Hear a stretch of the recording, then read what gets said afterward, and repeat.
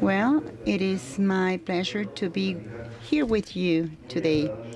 It's going to be a nice talk about this great opportunity that Mexico, Chile, Colombia, and Peru have to integrate as a single market, especially to create this specific partnership.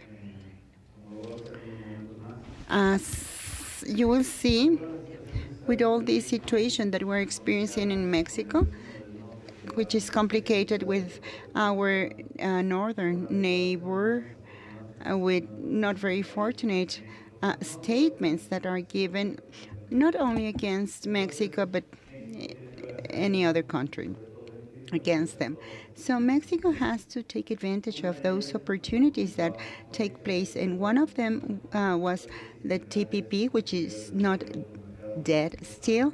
There's also opportunity to develop some other markets, and we were thinking that Mexico was going to create a sufficiently big infrastructure at industrial level. And if we realize somehow some politicians and economists would say that we have wasted these 25 years. Probably not. The truth is that we're still in position to develop, to grow. And this window that represents having commercial partners in Colombia, Peru, and Chile, which is about 30 million inhabitants. It represents 120 from Mexico. So the bloc is of about 200 million users in this market.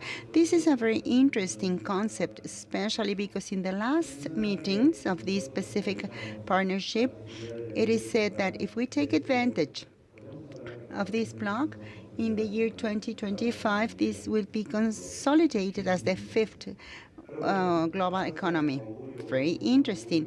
So this is a very good statement. So then let's talk about this topic. If you have any question or comment, I don't know if it's going to be at the end. Okay, you can stop me if you have any question or comment. So this is the map. Look at the big, massive market that we have. We have Mexico, Colombia, Peru, and Chile. But there are some other interested countries to participate, two of them that are waiting in line, Costa Rica and Panama. So this is interesting. And an interesting fact here is that last year, two other markets that were not the best fit because they don't have any exit to the Pacific Ocean, and they are interested in getting as members. One of them was Honduras, that does have a sea border, and the other one was Argentina, and I don't see where they have any coastline to the Pacific, but they are interested in participating. This is interesting. So those are some of the meetings that have taken place related to this fact. Trade agreements among these four countries are here: Chile, Colombia, Mexico, and Peru. In the case of Colombia, they also have with Chile a free trade agreement with Mexico, and this is the only one. The only one that withdrew was Venezuela. When they started signing free trade agreement was first with the United States. The first one was Colombia, Venezuela, and Mexico. And later on, we knew that due to the personality of Venezuela president, they withdrew. And then we have Peru, that they were the founders of ANADI. Mexico has one with Chile. And then we also have the group of three and the free trade agreement in 2012. In the case of Peru, they have with Colombia since 1980, Chile 2009, and 2012 with Mexico. That's the binational agreement. What are the backgrounds of this? Economic integration, which is very important. Obviously, this is something that I would like to stress out. The natural market for Latin inhabitants is that we share culture, language, and knowledge. This is Latin America. To start with, there are no other markets that have this integration with the same traditions, culture, and language. And those of you that have come here, you would realize that other than specific things, we can say that your home is my home. My home is yours. So under this premise, we're talking about trade agreements in this region. I will get back to this topic later on. But now I would like to continue with this. I'm going to skip some of the slides to point out some concepts. The importance of this trade bloc, it's 5 million square kilometers, and Mexico represents a big part of those. And the estimated population is of about 207 million inhabitants. And in the last statistics, especially in the last meeting, they were talking about 210 million inhabitants. GDP. And this is the most interesting. I already said they were 4 frontier countries, 2 of them following this treaty very closely. But see the number of countries that are observers or are involved or interested in participating in this global market: Australia, Canada, Salvador, Spain, United States, France, Guatemala, Honduras, Japan, New Zealand, Panama, Paraguay, Portugal, Korean Republic, Dominican Republic, China, Turkey, and Uruguay. So we have more interested countries in participating, and probably, I don't know if this is official, but Russia wanted to participate as observer. Also, the Netherlands wanted to adopt as observers. So regardless the fact that they have expressed their interest as observers, it is very interesting the fact. Just see that the 4 also participate. In the case of Colombia, exception with Colombia, the rest participate in the TPP. 12 countries participate in the TPP with the withdrawal of the United States. So 3 of them are quite important here. Main goals of the Pacific Partnership: become an economic and commercial development platform in the Asian Pacific region. So we can have with this partnership a great bond with Asia, impressively. Just see what China growth has done. They're trying to develop the Nicaragua Channel, and that would be the access from the Pacific to the Atlantic, of which, in general terms, no one knows more about this follow-up. But the last expression, they already bought the lands, they were doing the excavation process, and they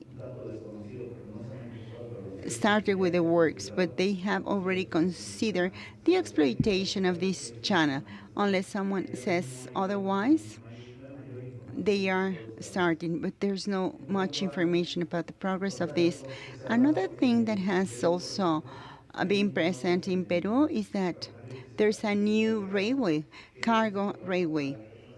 For Peruvians here, present here, goes from Tacna, that's the Pacific coastline, then crosses Bolivia and goes to the Amazonian region. And I can tell you that as the Mexican and Peruvian Chamber of Commerce, we had the opportunity to participate there, and we participated with all those businessmen that were close to this trade. So we still have the plans. We're in this stage, but we will continue. For those of you in Chile, do we have Chileans here? Okay, in the web. Yes, there's an interesting project, Dwarf in Parral Port, Bolivia, and from there to Chile, up to Argentina. Valdivia, Argentina.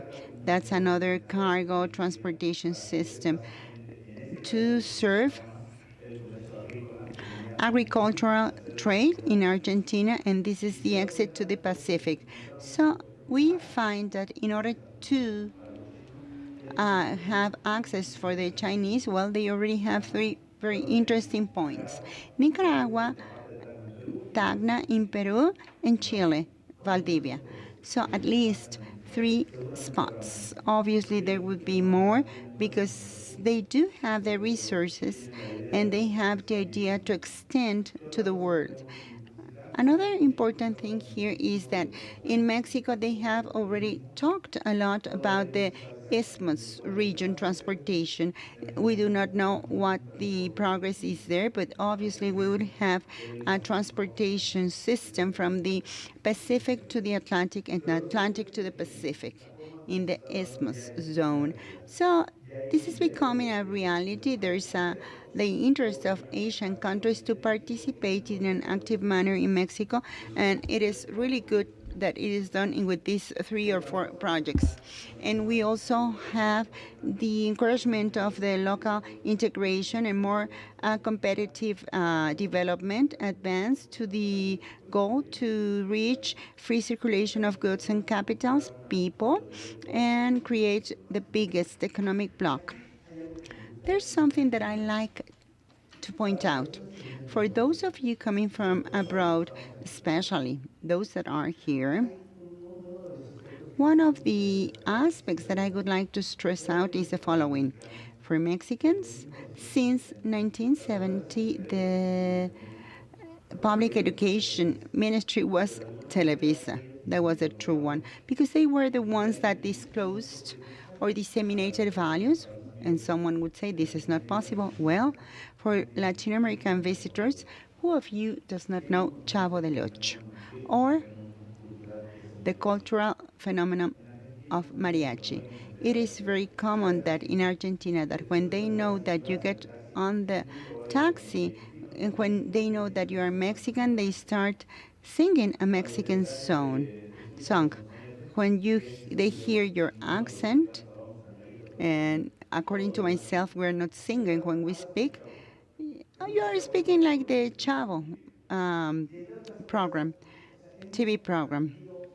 So we have conveyed a lot of the Mexican culture expressions, and we as Mexicans, and one of the big advantages that we had is that we didn't have any movements that have impacted differently from the sound coexistence that we could have in the last century and this century. We have not had big expressions in Mexico differently from the dictatorship in Chile, terrorism in Peru, or the drug traffic problem in Colombia. So we have not had something that has abruptly stopped our economy. We have had years of stability, and we have taken advantage of it to exert influence in our day-to-day life. So the development that we're seeing, the free circulation, is supported by this ideology and this identity at economic, political, and social level. We already talked about this.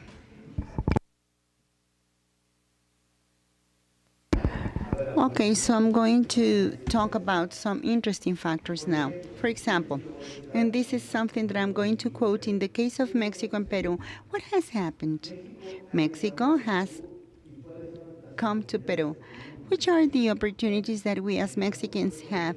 In the concrete case of Peru, I'm going to quote them, and from there on, then I will follow with Colombia up to Chile, that already has more of these resources, but it is important still. To make reference to this, I'm going to tell you what's the way of living with many of the persons that we have talked about in Chile, Colombia, and Peru before talking about this, and I will let you know about other countries. In the morning, they wake up. What they do? Turn on the TV. The screen is made in Mexico. And then they start to switch on the boiler, the kitchen, they go to the kitchen, to the stove, and it's also Mexican made. And then when they turn on their TV, they have Televisa or TV Azteca. The radio, the same. A lot of the music they listen to is Mexican. And if they go out for a drink or any beverage, the Coke is made in Mexico. In that case, if they get on a car, probably it's assembled in Mexico. And if you realize among all those things, there is a great expression of this Mexican industry or somehow participating, and it has had a lot of impact in the development. And based on that, seeking for supplementary markets, we have had different opportunities in all senses. For example, this manufacturing of shoes and leather products has taken for many years. So what was the area that identifies with this production? Tell me, please. Guanajuato. León, Guanajuato. So we have the possibility that this leather center becomes important again. Let's see which are their needs, and I'm going to compare them with Peru. There's a great need of shoes and leather products. 6 years ago, we had the first Mexican-Peruvian trade missions. We detected some needs, and it was for diabetic patient shoes that has to have special features due to the condition. And they do not produce this kind of shoes. And they were really interested about that in Mexico. And even if it seems incredible, at that time we didn't have the competition of Chinese manufacturers. The same with textile. We had an opportunity there to do something very interesting, and this is also with the trade missions. We tried to see the possibility of having color cotton. Very curiously, there are only two places that produce this in the southern region of Mexico and Peru. Only two geographical areas produce this. And well, as you know, this is the only place that it is done in a natural manner. There was the idea to produce in a joint manner and somehow making the appellation of origin, which was extensive for both countries. Now, in the automotive sector, differently from Chile, Colombia, and Peru, Mexico has developed this industry a lot. I don't know if Ignacio Martinez will talk about this. We can ask him anyway about the exponential growth of Mexico after the NAFTA in the automotive sector. The truth is that this is one of the opportunity areas that Mexico had. Electronic equipment, electric equipment, big assembly lines in Mexico. Most of the screens in Latin America are made in Mexico. Another point, processed meals. This is also interesting. Also, garments, construction materials, and I'm going to tell you very interesting facts. One of the main areas in construction would be in Peru. From October the 10th to the 14th, we are going to have the biggest construction expo in Peru at the Yach Club region. Can you recall me? Well, doesn't matter. This is going to be the biggest construction event for South America builders. Especially these three countries are really eager to have this infrastructure. We talked about this sometime in the Chamber of Commerce of China. If Mexico only lived about infrastructure, they should not export oil because they have an excellent communication from the Pacific to the Atlantic. With this, it would be enough to resolve all their problems if they just devoted to the best logistic 100% of their effort. They wouldn't need any oil exports. And this is true. We do have these, but differently from those countries, they do not have the proper infrastructure, or they are developing still that, and we can do it. So from the 10th to the 14th, in the Peruvian Chamber of Commerce, we are going to participate in this construction expo. Lacon, I think it's the name. And why you are mentioning this, you would ask? Well, because we already had most of the permits and the interest of many construction companies, but regretfully, apart from what happened a week ago, we do not know what's the response of Mexicans, because the main need of constructing companies is the internal market. There's a lot of speculation. Up to the moment, they are talking about 600 possible buildings that would be demolished. So only in the central region of Mexico, they are going to be focused to internal construction or reconstruction, and they will use all cement and ready mix in Mexico. So that was the opportunity that we have found, and also plastic manufacturing. So in this sense, before advancing, and sorry, I'm quoting this.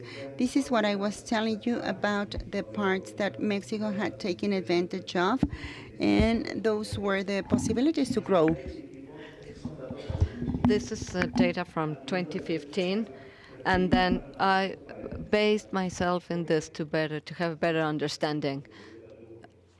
And I tell you why. In machinery and equipment, we sent $1.4 million, and the need of the market is 4.5. And the automotive terminal market, we have the possibility of growing, but in some way we are using all the space. Chemical, pharmaceutical, we are lacking. We have less than 10% in chemical and pharmaceutical, less than 10% of the market. And in some way, manufacturing of steel, with respect to Peru, only 1/3 part what they require in agriculture and livestock, auto parts, livestock, less than 10%, car parts, 1/3 part, in textile, well, not even the 10%, but those are the areas of opportunity that we have. And I would like to highlight something, all cosmetics, wood. And before this, I'm going to talk about wood. What happened in Mexico? Mexico produces wood, Chile, Colombia, and Peru as well, and they exchange. Those are supplementary markets. What they don't produce here, they can get it there, and vice versa. But here there was a measure that put in an alert mode to Mexico, and this is the Peruvian wood. The Peruvian wood was extracted from the rainforest, Iquitos rainforest. In Iquitos last year, in January, they sent to Mexico a ship, Yacucalpa ship, and it turns out that they went through Dominican Republic, and they were stopped in customs because it did not comply with the requirements, environmental requirements. So technically, in a trade agreement or in a forum or an FTA, should go to a panel if there's an anomaly. But we didn't have anomalies, but this is all the authority behaved like in a way they weren't supposed, because they already granted the licenses and permits. And when they got to Mexico, it turns out that unfortunately the Interpol was called to intervene. It's been a year, or more than a year. We're talking about almost 18 months, and we do not what was the origin of the problem, but an authority is the one that denounced this kind of situation. When it got to Mexico, well, it was compliant, and okay, it's a good point. It left Peru complying with everything, but in its way, a lower authority gave a tip, and we don't know yet who this person was, because there's been like 3 changes of the head in the government, but we cannot make anybody liable, because this is against the trade. And when the wood got here, Dominicana, they weren't able to discharge the wood. All the 4,000 bundles, all the sector of the wood that was stopped, 800 had the problem. They were really 601 that had the problem, and the investigation started. It is all the authorities that intervened And guess what?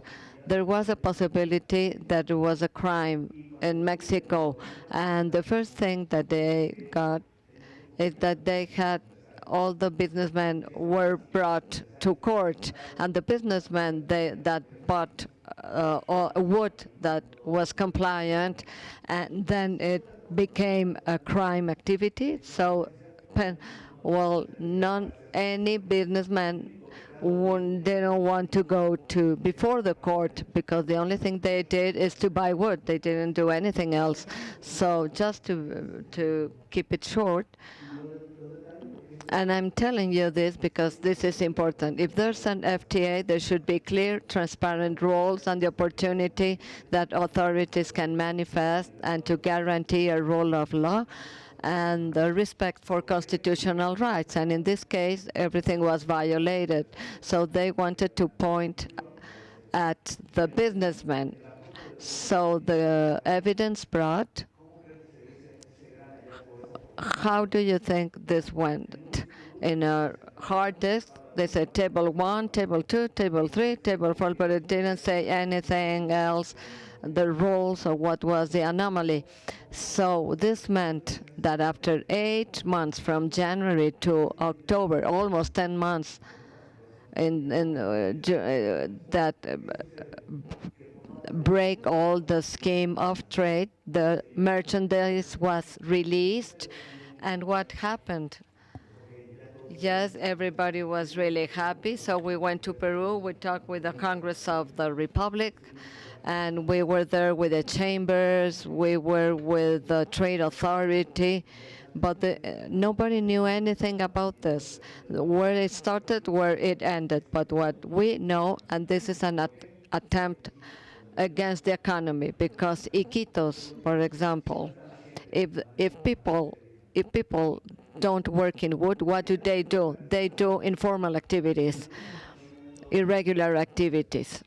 So those people that you are denying them a job that comes from wood, if you take away the wood from them, how they are going to make their living? So they will do like drug trafficking.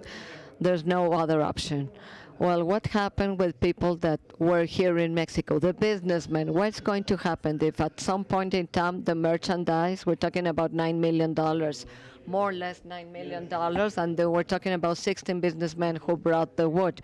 Those businessmen that during 10 months, they were stopped, those million, where do you think they are? Where practically they are eliminated out of the market and out of the trade of Mexico and Peru. And on the other hand, the most unfortunate thing is the only ship that carried wood going through the Amazons and the Atlantic went bankrupt because of a bad decision of the authority.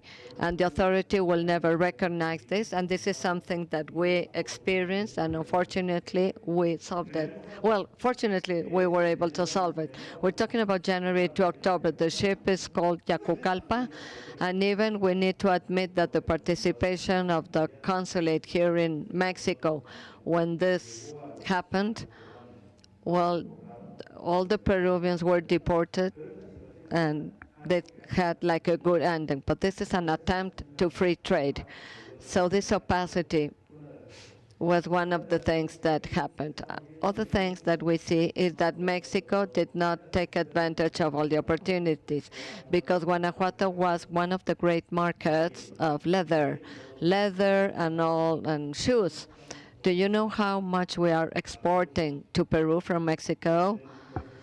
The $362 million, zero. And this is where in some way we need to have like an economy in this sense. Chile produces shoes, as well as Argentina. Colombia has the advantage or disadvantage, I don't know, in economic terms, to have the monster next to it, Brazil, who is a great exporter. So this is what we have.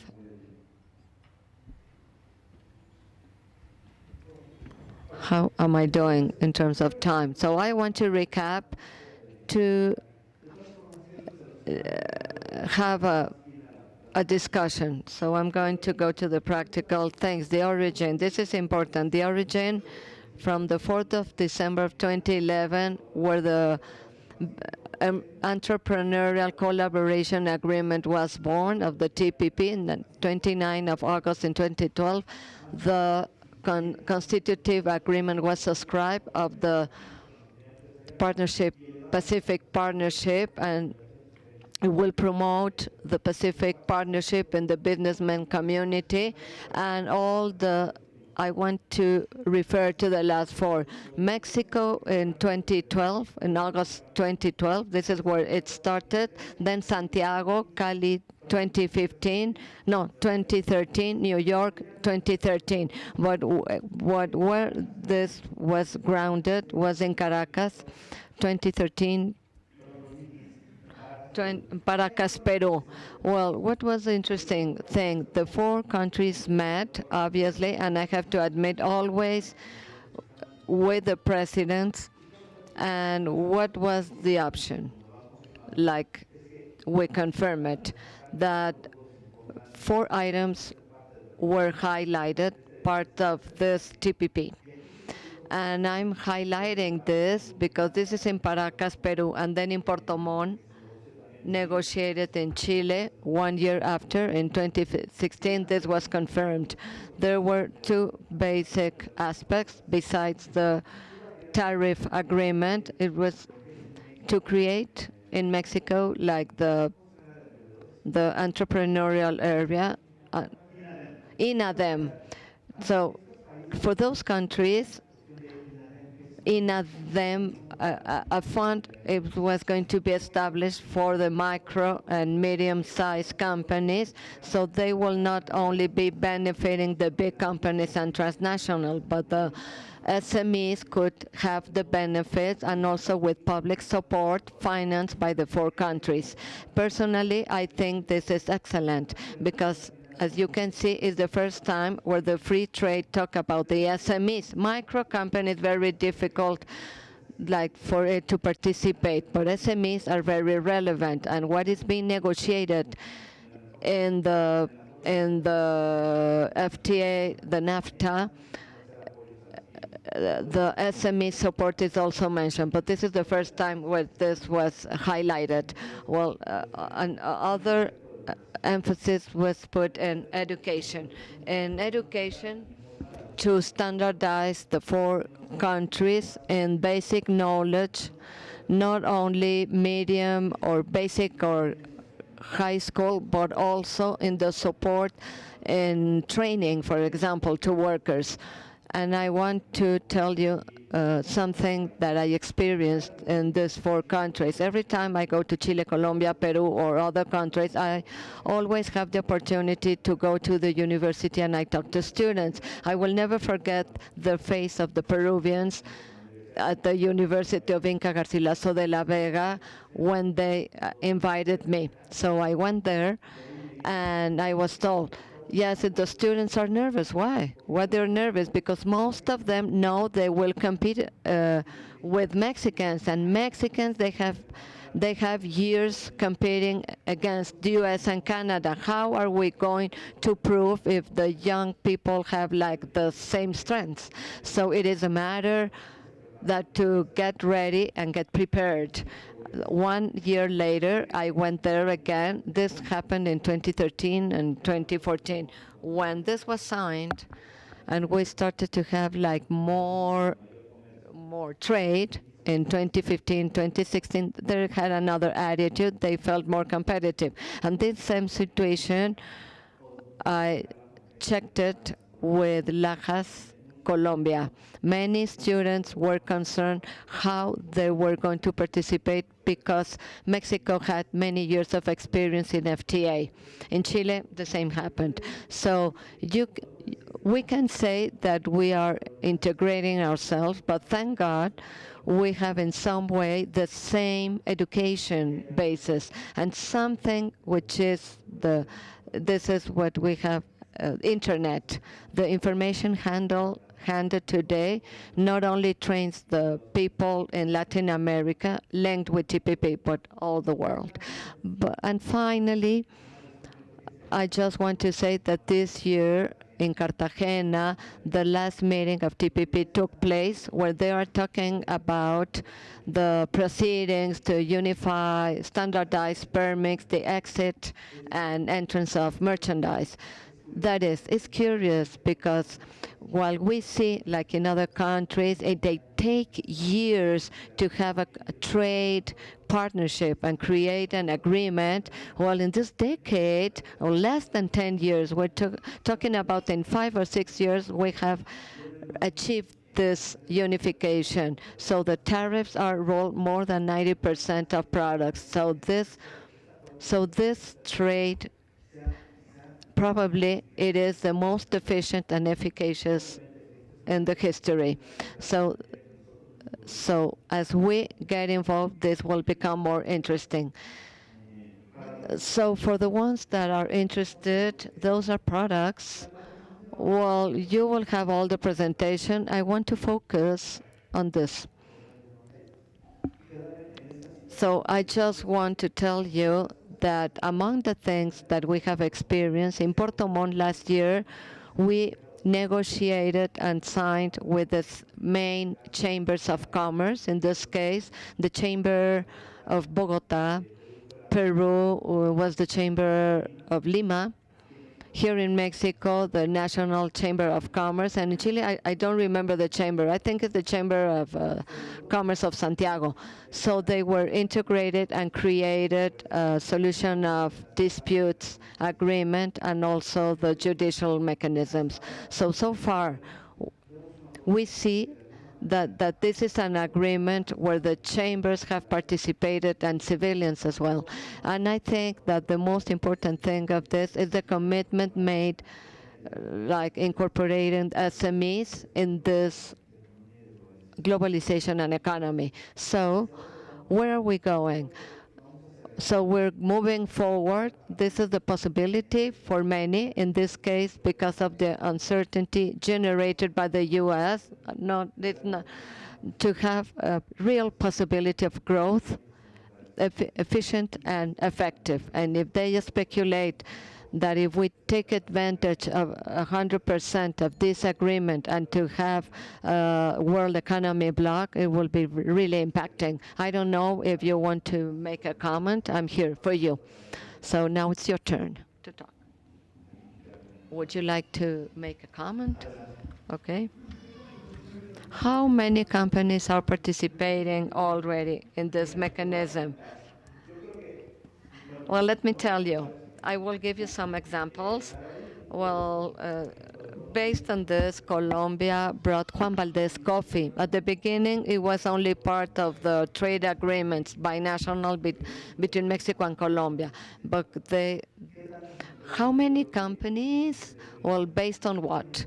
We have had many Colombian companies here in the 2000, in the first decade from 2010, we have laboratories from Colombia in Mexico. We also have franchises of coffee consumption. So they are participating. There's a binational Mexico-Colombian chamber, and we have the equivalent Colombia-Mexico. They are sending companies in a constant manner. So this is about Colombia. In the case of Chile, the binational Mexico-Chile chamber, every year, they want to have 10 companies in Mexico established. How many of them?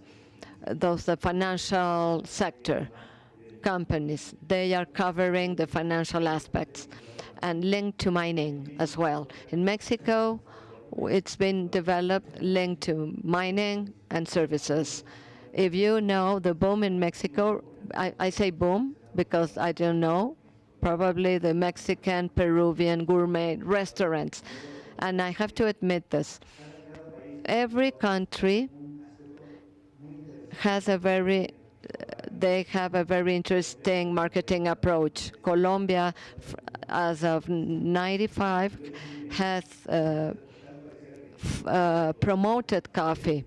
They were seeing that they are the only producers of coffee, but all all those developments. Estudio Gaston, they have achieved this very well. So the 100 restaurant, they have out of the 100 restaurants of this kind, they have 6 restaurants. But the way they have achieved to consolidate some specific aspects in this market is brutal.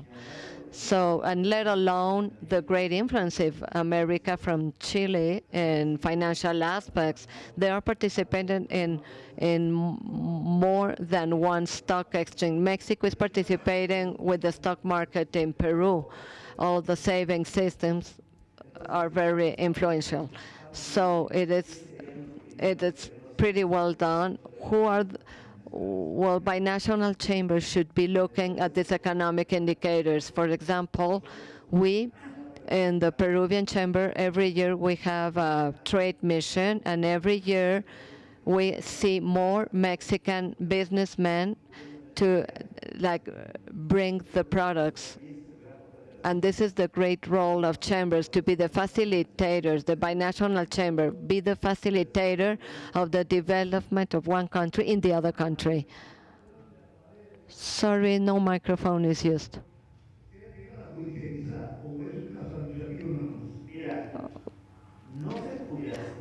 Well, this was not made judicial until now. We have the ship company against the Peruvian state, but it hasn't been made judicial. It is kind of dark. They don't know who gave the alert, but Interpol prohibited the discharge of wood 10 months later. So Interpol shouldn't denounce this, yes, and the denounces were made, but only in an administrative way. Well, someone has to pay the ship company because the ship was lost, and they will use the judicial mechanism to achieve this. And before the end of this year, we hope that this will be solved. Well, the truth is that this was a really regular situation for two countries that have a trade agreement. And let me tell you this, all the ministers that we talked to and the ministers never understood the problem. I mean, could you give me more details later? Because well, let me tell you, there's no import of wood so far from Peru. For us, for the wood people in Mexico, they don't want to import wood from Peru. There's no trade trust. There's an irregular situation, but you know what? Probably this is good for the partnership agreement. But last year, we had a real concern, even though we don't have anything to brag about. But this cannot happen between two partners. There was a great opacity in this, and unfortunately, the Quito situation, I don't know how they will recover from this, but the first thing they produce is wood. If the wood cannot be exported to North America, how they're going to make their living? So we're talking about giving opportunities to formal economy strengthen and grow.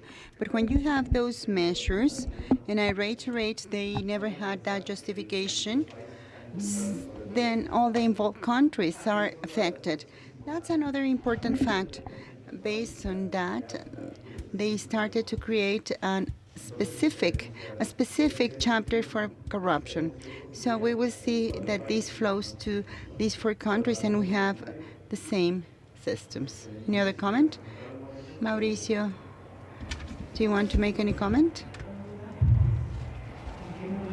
The great question is when Brazil and Argentina integrate, and then this is a Latin American Union and other countries, Paraguay, etc. But where we have something similar to the European Union is when Brazil and Argentina get incorporated. I don't think that they will do it now because Uruguay, Paraguay, and Argentina have an agreement, and this is a competitive fact for them. In the Mercosur-Pacific partnership, wishfully, but we needed to change some basic agreements.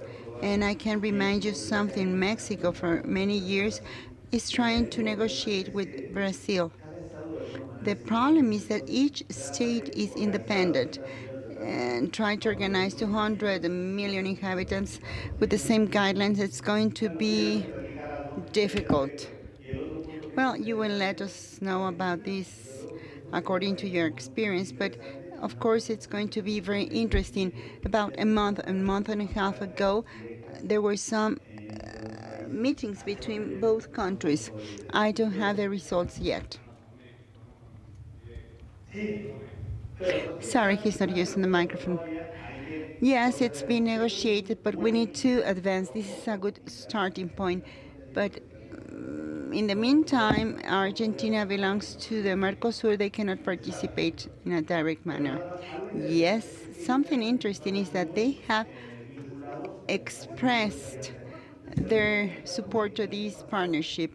And I can tell you this because President Macri was with us in Puerto Montt, and he made two comments. The first one was that he was the first president that was commissioned that he was elected by Facebook, the social media. I don't know, but they played a very important role in their election. And the second point that he mentioned was that this mechanism seemed to be the top structured piece for the Latin American market development.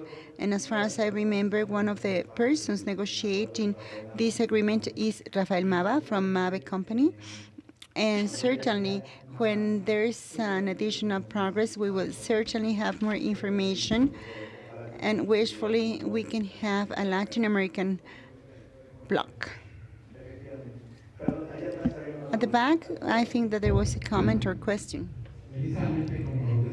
Precisely as Mauricio mentioned, to make it as a European Union, you mentioned that Paraguay and Argentina are independent, and Brazil with their own agreement. What are the possibilities, however, making this comparison with the integration of this group? Or why the ALBA agreement that have some leftist trends, and at the end we're talking about trading, not a political fact. Could we expect a bond? Because one of the topics that we mentioned with Mauricio was the following. I need to talk to Mauricio about this. For example, I am seeing the Inter-American Court and international trade agreement. So I have some questions. So we are going to have Mexican businessmen that will consider this in a particular manner with these countries. So it would be better to do that, because even with these partnerships, we have the Peru wood problem. Well, I don't know what are the possibilities, or what can you tell me so we can integrate with these groups, this Pacific Partnership, Argentina, Brazil, Paraguay, and all the left groups like Venezuela, Bolivia, and other countries. As Simon Bolivar said, United America. At the beginning of 2000 and 2002, Vicente Fox tried to develop the ALCA, but unfortunately, Mercosur and ALBA groups were created. Those are regional markets. Personally, I do believe that there is a big possibility to join by means of the Pacific Partnership, the integration of other economies, and moreover, with the speculation of the breaking of Argentina and other countries regarding agreements. The truth is that Venezuela and Bolivia have not grown a lot in their trade development. In the case of Mercosur, after Brazil situation, all of us know about that, I believe that we're waiting a big growth from this giant. So other countries like Argentina could get incorporated to this. How much, to which extent, I don't know, but there is the will through this bilateral agreement that was signed off, so they will continue promoting this exchange and develop it. So I see this as an interesting aspect. Now, in The area of Central America, Costa Rica and Panama are already in line. So we could start growing even more. Only this part, what we would be missing would be Ecuador. But they could integrate still. So it is not only signing contracts. Mexico has a PhD degree in foreign affairs trade, but this is not representing the development for growth, industrial growth in Mexico per se. This has been some advance, but could be disorganized. But to the extent that we create possibilities and windows and they are harnessed, then we will advance. Well, we already had the analysis. The Latin American economic system did not operate as such, just remained in paper. There are many agreements. We also have the Andean partnership. Colombia, Ecuador, Bolivia, and Peru had some issues, but then we had then the Mercosur, and the Mercosur agreement was more attractive. Yes, I know. So we have those problems. So what's happening in the Pacific area for this agreement? We need to create another. And the solution should be to look for Latin American support. And when I'm talking about the Pacific region, I am thinking about those countries that have border with the Pacific Ocean. But there are some countries that do not have that exit to the Pacific Ocean. So this is a comprehensive incorporation system, so it would be good to close these pacts, integrate an economic system in Latin America. That's my point of view. I agree with you. Yes, we can call it Pacific Alliance, green, white, red, any name you can think of. But the good thing is that it serves the inhabitants. That could be more interesting than having the efficiency and efficacy part. You're so right. But we are on our way to that, and probably we will get it soon. Any other comment? Thank you very much. It's been an honor. Thank you.